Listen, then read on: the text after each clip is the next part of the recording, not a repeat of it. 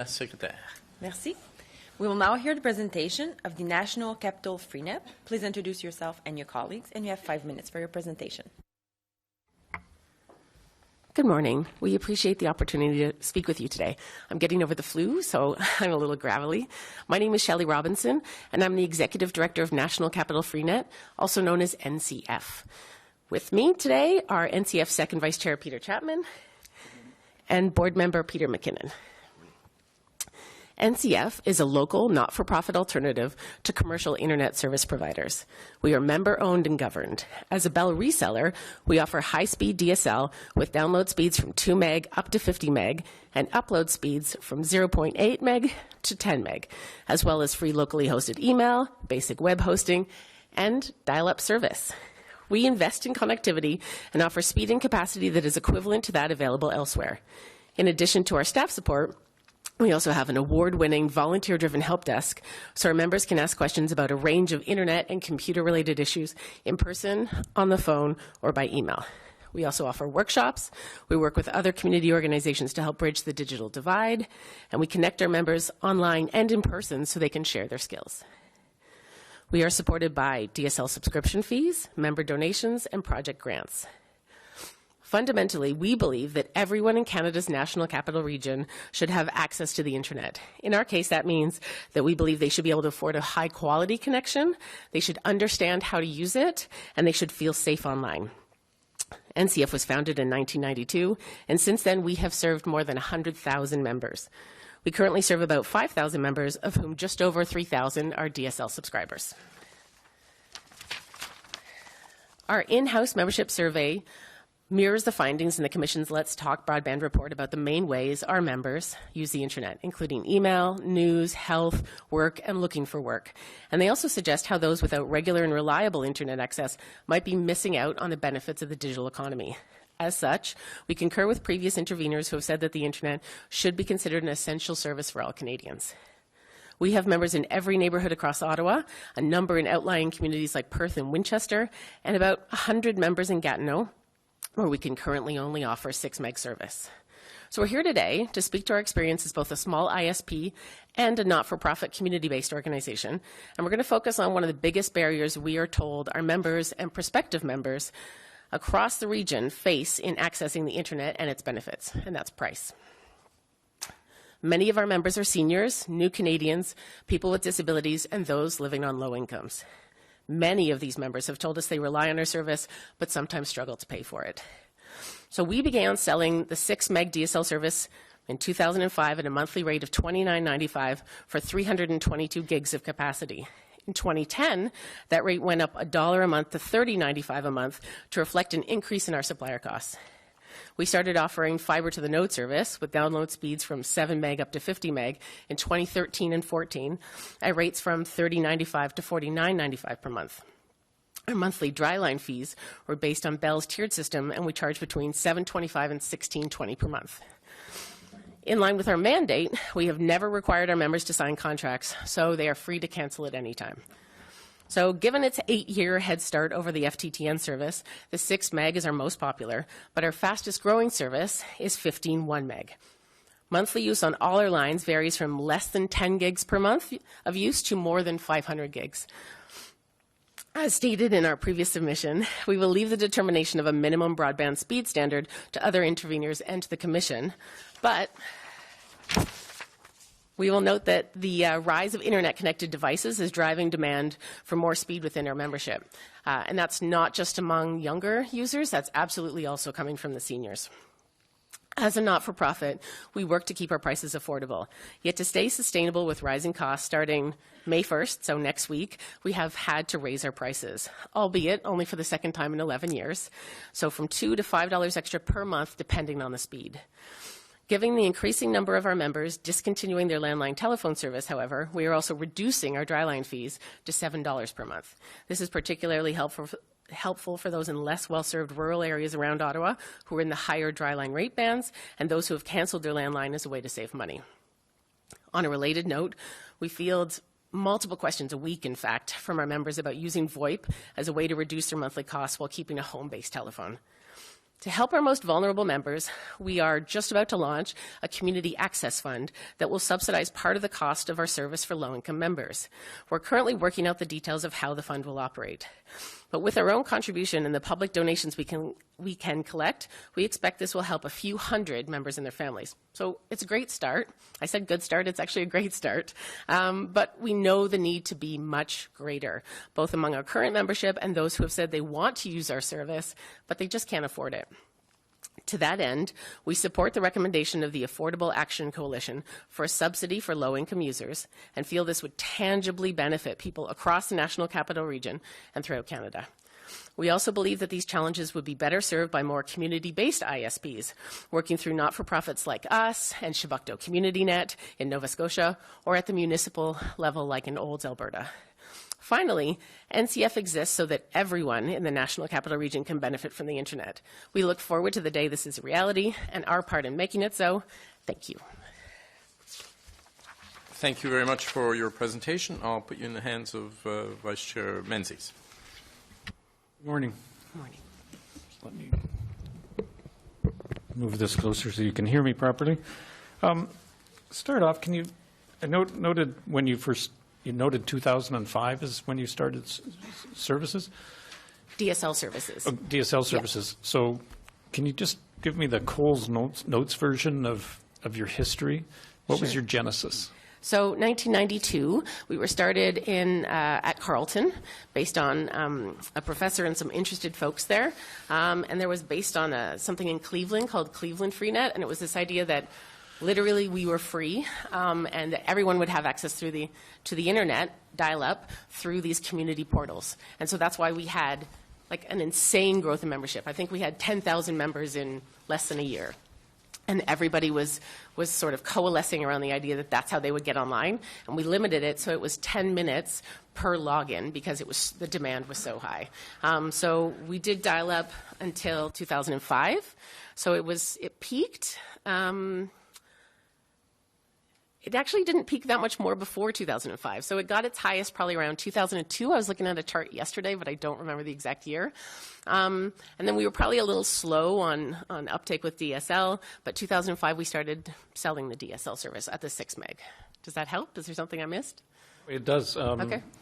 It sounds a little similar, at least its genesis, to Chebucto in that sense. And it's not something we hear a lot about, but is a very useful conversation, I think.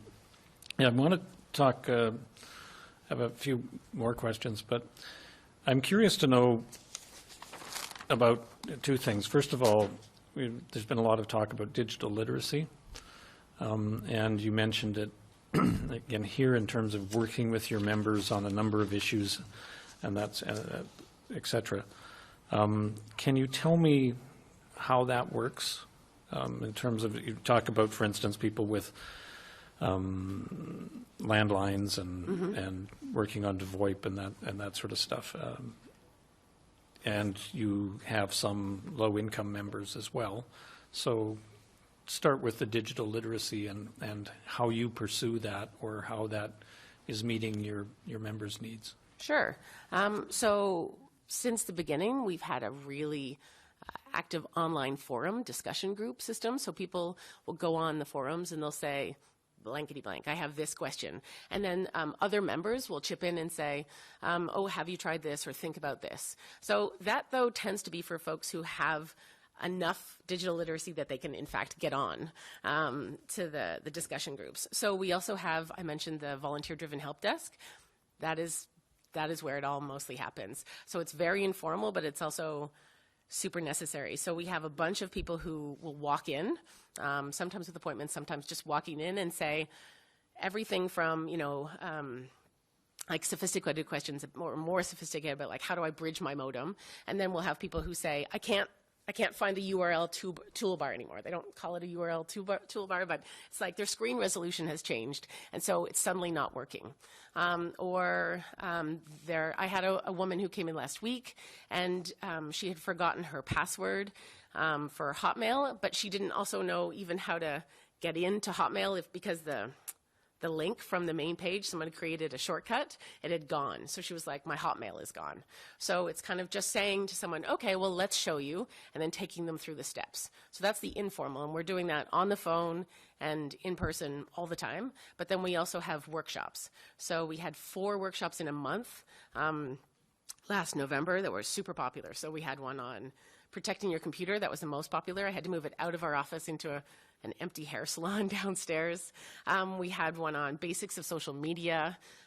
We have one coming up on maximizing Wi-Fi. So a lot of people feel like their connection is slow, but in fact, it's problems with their wireless. And so it's explaining it to them and then showing them. We had one on email, so the difference between like a mail client and a web-based.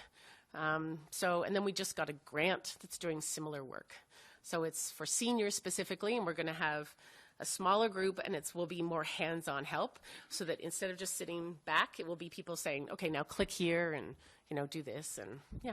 That's excellent. Is data caps, managing data caps part of the issue, one of the issues? No, our data cap is really, so it was 322 gigs. It was 300 gig, so that's 322 gig. That's why it's a weird number. Right, so it wouldn't be an issue. Most people don't get near it. We have talked about providing increased education around, like, if Netflix defaults to the higher sort of resolution, you can bring it down. We also have a really big free period, so from 2 a.m. till noon. And so it's seniors who mostly come in for a lot of these questions. They tend to be lower users, except when they discover Netflix. And then also, so we're there to tell them when they need it, but most of the time it's not been much of an issue. So have you had, it strikes me that you might be very useful to some of the organizations that were representing low-income people, people in poverty. Have you had any interaction with them? Because your prices are more accessible than others that are available. So that goes some way to meeting need. Your data caps are high. I'm just thinking of a couple of people I spoke to a couple of weeks ago, who had overage charges and all that sort of stuff. And then I was reading about you, and I thought, somebody at Acorn should point some of those folks to these folks, and some positive outcomes might take place. Yeah, 2 weeks ago, Acorn had a Internet for All panel discussion, so I was there. And so I got to meet and present with some of the folks, actually like Blaine, that you guys met, heard from. You guys, it's bad form anyway. The commission met. But there was still a real challenge. So people came up to me afterwards and were interested, and I was telling them about the prices, certainly, but there is still that gap. So it's still too high for some people. The number one thing that I am proud of in terms of our service for lower income users is that we don't have such a small cap. I think having a big cap matters a lot. So that's one of the ways we try. We keep our prices down and we want our caps high. Yeah. Particularly if you have teenagers. Exactly. So in terms of the affordability, is sort of looking at your pricing, right? And we've had a few discussions. You're a not-for-profit, but you're still around. It's still around $30.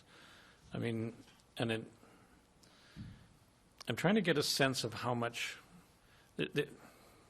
When you're dealing with affordability, it's one of those things, because if you ask people, do you think internet costs too much?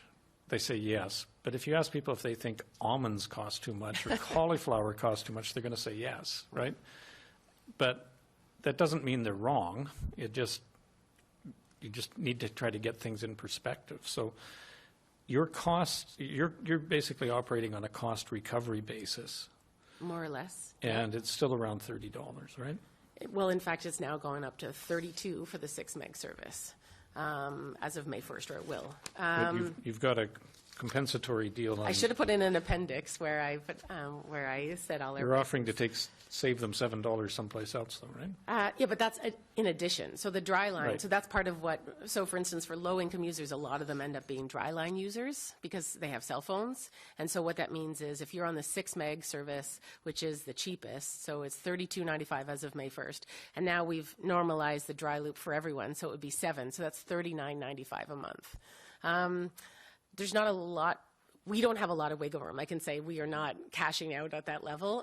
The reason we had to increase our prices is because our costs go up, and as a reseller, we don't have a lot of control over. So as use goes up, which it has dramatically, then we have to respond to that, and then our office costs, yeah. So there's not a lot of wiggle room, so that's what it costs us more or less, yeah. And So in some case, we're still not exactly covering everything we need to. We're just hoping that on balance it will cover it. So what motivates all your volunteers? What motivates you three? Well, I'll let them speak to what motivates them.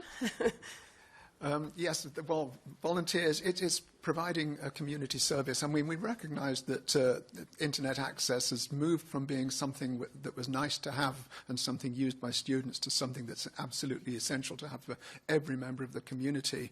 So we're reaching out, and we still meet people, particularly older people, who are intimidated and afraid of getting onto the internet for all sorts of reasons. And one of the things we pride ourselves on is taking away that fear of not knowing the questions to ask, not understanding the nomenclature, and also getting surprises on their bill. We pride ourselves on a no surprises offering. So in terms of volunteers, we see that as something we're providing to the community, particularly for the vulnerable and the, as I said, those who are afraid of something that they know they must have, but they don't quite know how to get there. Well, my name is Peter MacKinnon. I'll just give a brief comment as well in regard to that question. Definitely, I'm involved at the community level as a way of giving back to the community. As you can tell, I'm a little older than a 20-year-old, so it's an effort to help out. And I've been involved with the National Capital FreeNet from the very beginning, in actual fact. And I wanted to add to Shelley's comment that Carleton University has been a partner with National Capital FreeNet from the beginning in '92, and to this day, our cage where our servers are located is still at Carleton University. So there's a long-standing public-private partnership, if you like, in that regard. So my comment is, as Peter has said as well, to serve our community, and that's my role, is helping out. Thank you. And then some of the other volunteers on the help desk actually do it as a way to get job experience training. So we had a volunteer, amazing volunteer from Venezuela who came and he worked really dedicatedly for a short while, got a job, and he left. And that's great. Like, that's what we're looking for. Yeah. Okay, thanks. I understand. So what specific actions could the CRTC contemplate to make sure there's room within the telecom digital ecosystem for organizations such as yours? Oh, it's such a great question. We'll have some bad ones later. Well, I'll luxuriate in this one. The ecosystem. So I'm relatively new to this industry. So I'm still sort of getting the handle on the difference between telecom and broadcast, for instance. But I think so that also frames my experience. So I would say acknowledging that things are different for not-for-profits. It's different because we're a smaller group of not-for-profits who are playing in the telecom and tech side. But I would say if there are ways to accommodate those differences. And then other than that, obviously we're saying we support the PAC, Affordable Action Coalition, low-income subsidy, if that's possible, if that's something the CRTC can have a role in creating. And other than that, I would like to say I will keep you posted as I think more about it. Yeah, do you have a national, I mean, we mentioned Chubbucto earlier, and I'm sure there are others, but is there any organization like that? Because frankly, it reminds me of community radio. It reminds Right? me of community radio. And I was thinking of, I had actually visited Chebucto in Nova Scotia a couple of years ago, and it struck me that's what this is.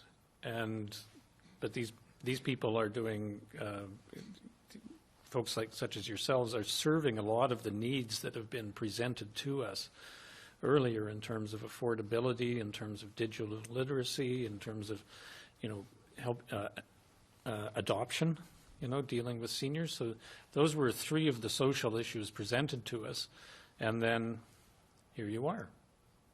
So you seem to be serving a lot of those issues. So that's what I was getting at in terms of that, as if there are solutions, people offering solutions to problems that are within the system. Not saying that we can't contemplate doing things, but one of the most efficient things we might be able to do is look at ways to ensure there's a place for people like you inside the system. I absolutely agree. I would say on the community radio side, there exists a special place for community radio to exist that's kind of separate but alongside the other kinds of broadcasters, and that's not true, at least as far as I know, on the telecom side. Again, I think it's a smaller, but I would say it's important to foster that, right? So sometimes things grow when they have a space to grow into. But as far as is there a national organization, there's a group called Telecommunities Canada, so they did write a submission. So they're a kind of communities of practice is how they refer to themselves. There's no sort of NCRA, ARC2 Canada, but also we're a member of the Internet Society of the Canadian chapter of the Internet Society, and so we're hoping to work more with them around these kinds of issues as well. You think, I'm assuming you're aware of some of the discussions that took place last week and presentations such as that most recently by Rogers in terms of talking about sorts of steps that could be taken to work for a more cohesive national digital strategy. Do you see, what do you think of that, first of all? I am not as familiar as I would like to be, partly because I have been laid low with sickness, so I'm not quite on top of, I don't want to say something that wouldn't be as precise as I would like it to be. So can you... Okay, so here's the idea without, and a couple of proposals have been made, and it followed a statement that the chair made last Monday on our behalf, that when we look at the history is that there hasn't been a profound national digital strategy for many years, and that maybe it's time people got together and talked about that. So a couple groups, Bell and then Rogers, and others have discussed too, but those were the biggest companies doing it, suggested that there be a sort of a national advisory group put together for a couple of years to get all the stakeholders into the room and start coordinating. So if, provincial governments perhaps to talk about, if internet is a basic need, why isn't it funded through social assistance? I think Yukon provides some money for telephone service, but we weren't aware of any other provinces doing anything. If I said Industry Canada, the ministry formerly known as Industry Canada, has, is $500 million in funding, what can other groups do to make sure that's not at cross purposes, et cetera, et cetera, et cetera, and what role can everybody play? Do you think that's a good idea? Or do you think we should just do it? Coming from a not-for-profit background, I'm certainly always open to sort of offside stakeholder conversations. I think they're really important. I will also note, though, that smaller, not-for-profit, less well-funded, less well-staffed organizations tend to be even through no ill will, marginalized in those conversations. And so I think it's important, whatever happens, that the Commission still have a strong role in, obviously making sure that things are sort of fair across the board. So I would just be worried about kinds of voices being drowned out. I understand it. Everyone needs a hero, right? So, where do you think, as we come out of this, where do you think we should prioritize our actions, or create our priorities, I guess, better way of putting it? I'll list some things in front of us. Getting basic access to people in the north and other remote and First Nations communities. That would be one. And there, for anyone else listening, there are other options, but for the sake of discussion, I'm just listing 2 or 3 here. Filling the gaps, we've talked about that, in what I call quasi-rural areas, where you just have these, all of a sudden there's a street that got left out, or there's 500 meters down a road, all of a sudden there's difficulties. The needs of the poor, continued investment and build of facilities, and improving access. So, if you had to take one thing first, what would you go for? Oh, Peter would like to jump in, and then. One of the things that we've become aware of is that there is a fundamental need for people either looking for a job or doing some basic service that they need in order to live their daily life.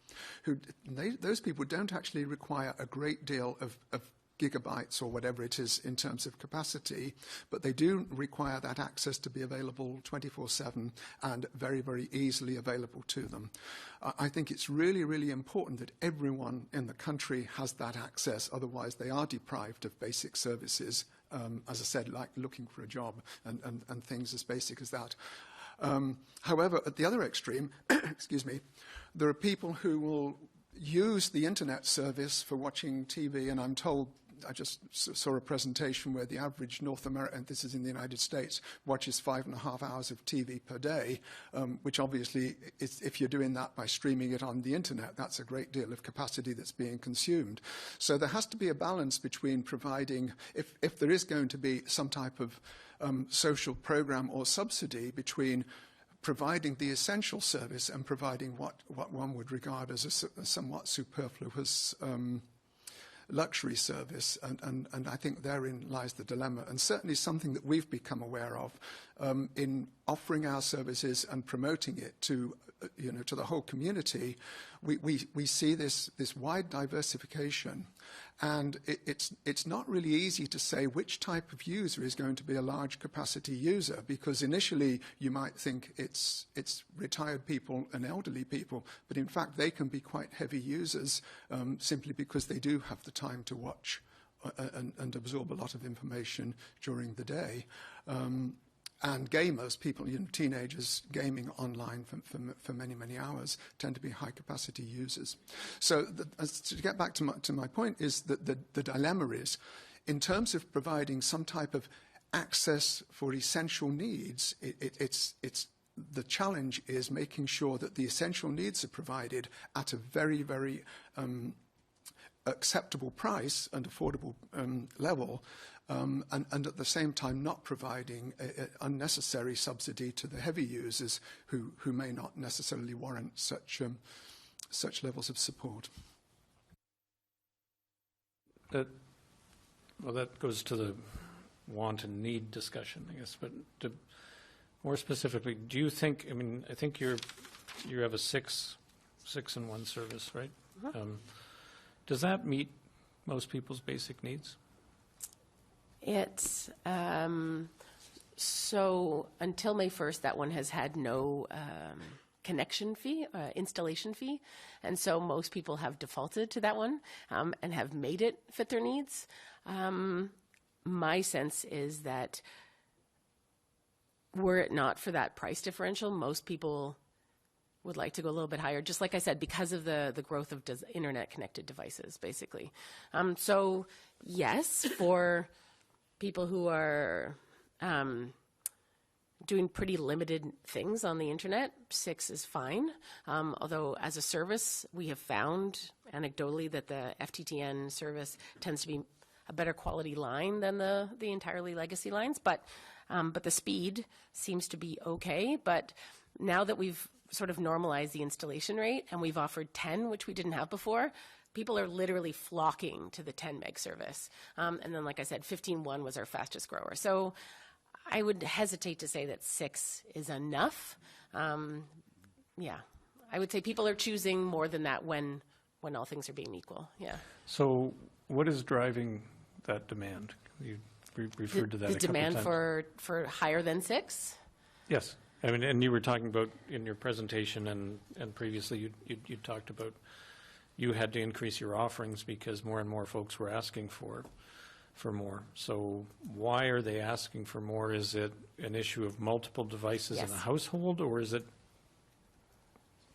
individual individual increases in usage? When they've had internet when people have had internet and they've tried it, they discover just the potential of it, and that drives the demand. Typical scenario would be a retired person who gets online because they've been told they need email, and then their grandson visits and introduces them to Netflix, for example. So and then they know there's more. They know that they discover more, yes.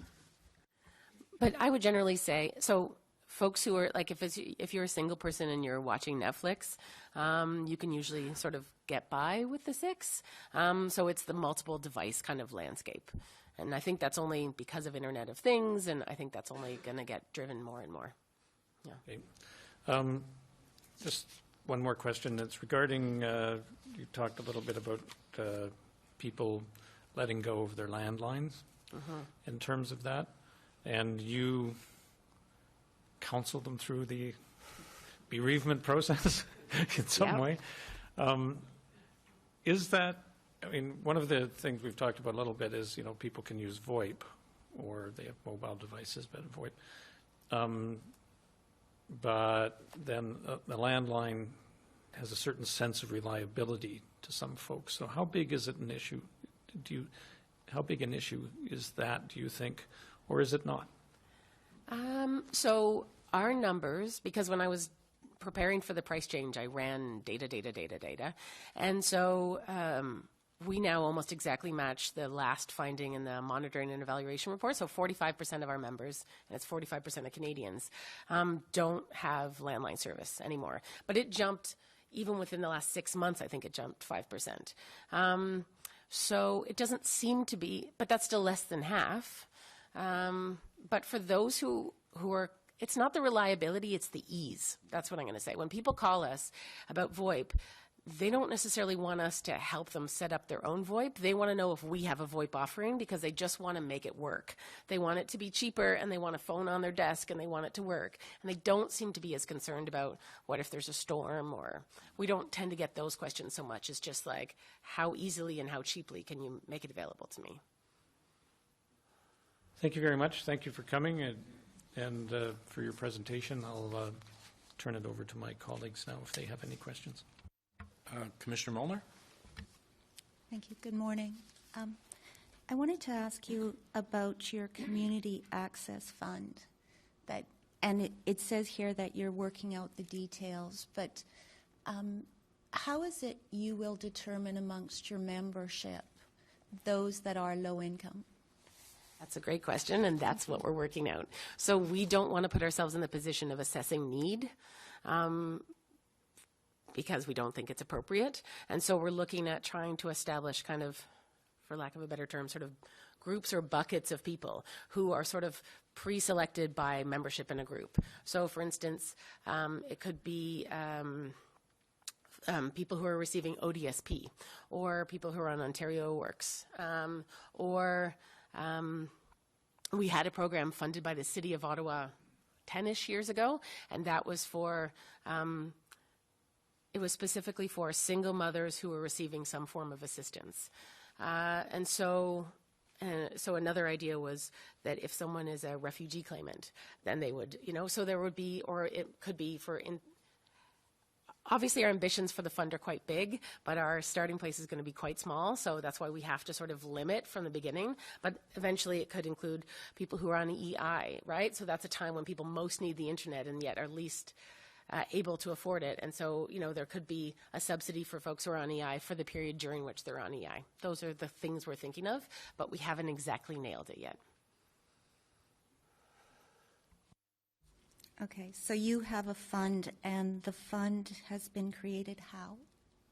So we're taking $12,000 out of our surplus, and then we're going to, and then once, so the board has established the fund in principle, and they've agreed that we're setting aside that money from our reserve, and then we're going to, once we determine how it's going to work, also ask for public donations.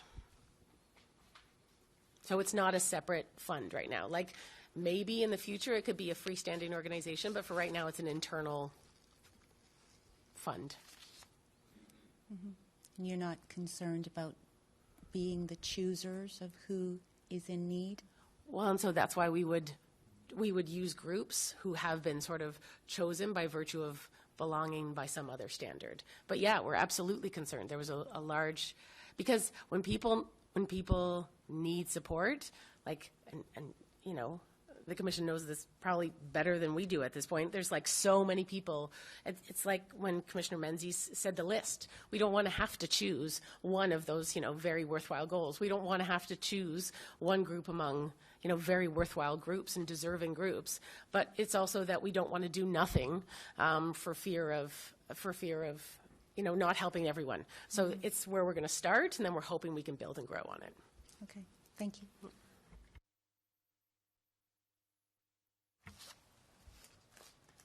Do you have charitable status? No. So any contribution you would get from the public would be competing with other people's charitable donations, Correct. where they would get a charitable Correct. deduction, but not in your case. Yeah, so the ideal would be to potentially set up a separate charitable organization in the future so that we could benefit from those rules. But again, for now, we just want to get her started. Which is laudable, although one could ask about how sustainable it would be in the long term, because it really relies on your volunteer base, the willingness of your board, and so forth. Well, so we actually have run on a donation model for a long time, so that's how we make up some of the shortfalls when the DSL is not as entirely sustainable as it needs to be. And we have a recommended donation model for those who use our services. And so we have money that's coming in. And so the ideal would be the more sustainable the DSL service can be on its own, then the more we can redirect that money that comes in from donations that we're currently helping support operations towards the Community Access Fund. Some have come to our hearing to say, while acknowledging that there may be an issue, saying that it's a poverty issue, not a telecom regulatory issue or even a telecom policy issue. And that really it's, other than maybe making some sort of recommendation the Commission should keep out of this. What's your view? My view is that if internet is an essential service, then the Commission has a role in trying to make sure that that every Canadian has access to it.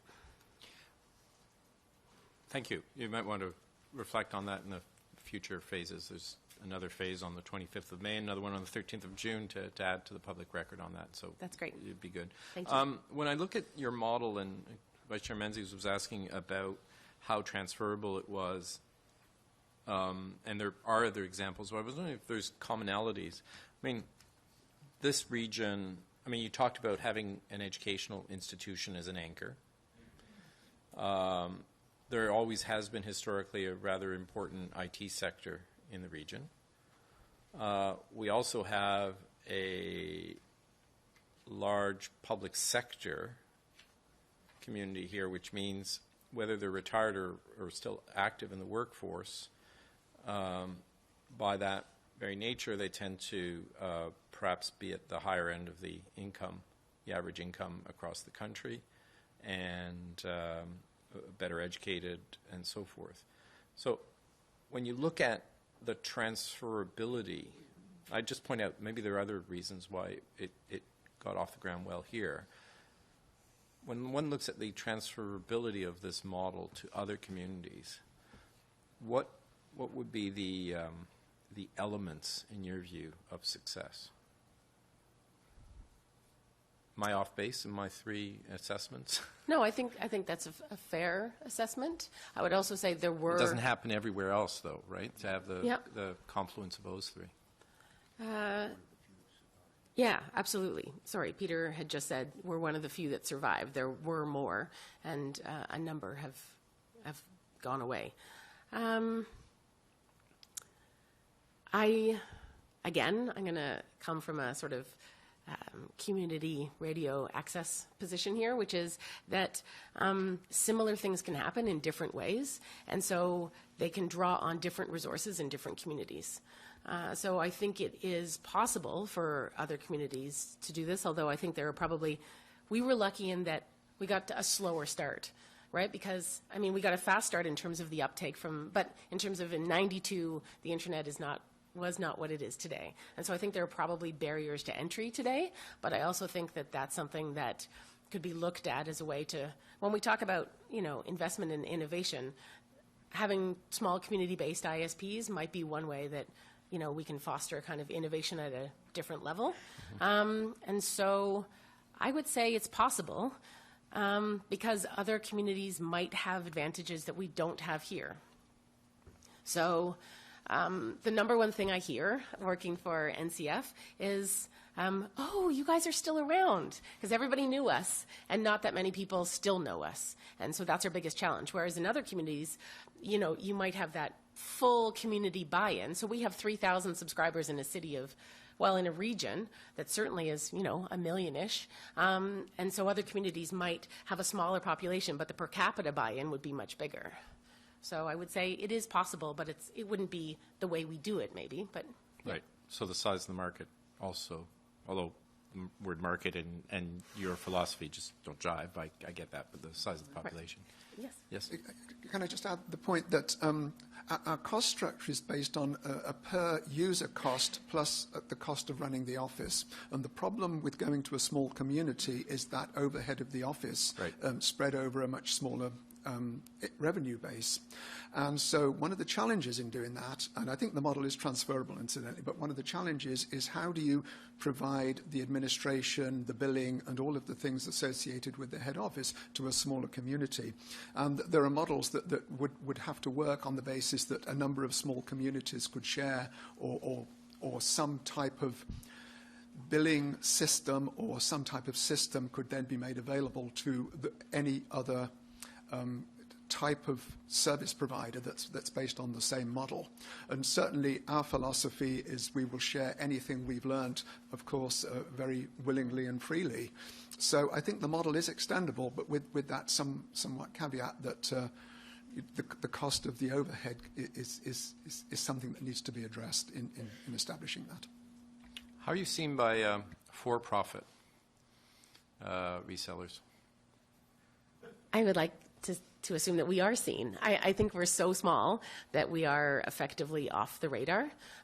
So I went last November to the ISP Summit conference. Yes. And it was great. I felt like I was there as any other ISP, and there was a for-profit ISP that almost entirely served the Polish community somewhere. So I felt like, okay, so we're just going to interact on that level from our business side, right? And then when we're meeting with Acorn or other community-based organizations. So I think we have the benefit of being able to play both roles. But you're not seen as taking business away from them? I don't know. I don't think so. But if we got more successful, I'm sure that would be the case. Right. Yeah. Okay. Thank you very much. Yes, please. Yes, thank you. I just wanted to add one other point to answer your question. National Capital FreeNet has typically had an executive director that has come from the IT community. And we have done something quite different in the last year. We now have Shelley as our executive director, and she's come from, as you know, the radio community.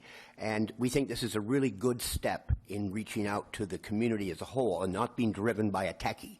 So to answer your question or to give you further insight, I think it's important who the executive director is in terms of their background.